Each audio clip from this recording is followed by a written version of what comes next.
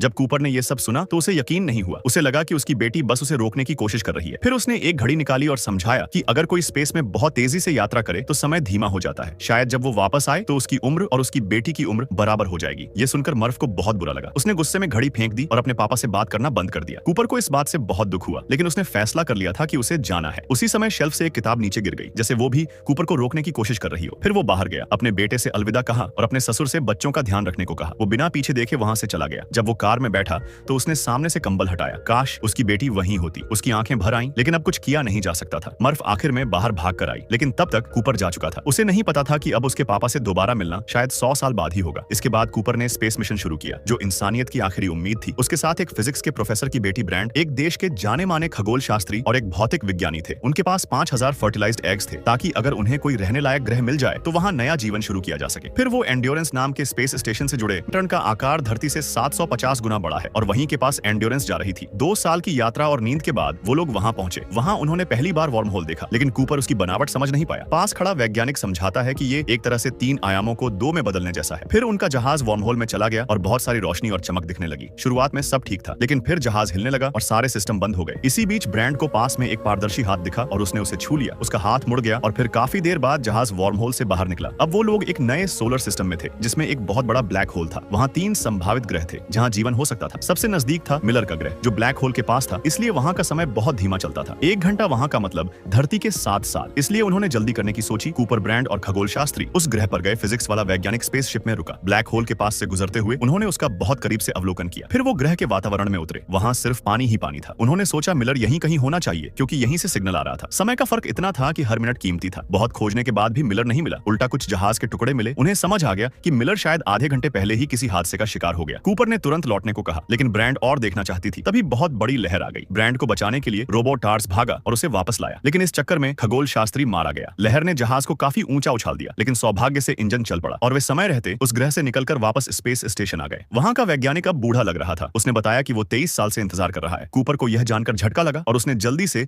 धरती से आई जानकारी सुननी शुरू की। इस बीच उसके बेटे टॉम को पता चला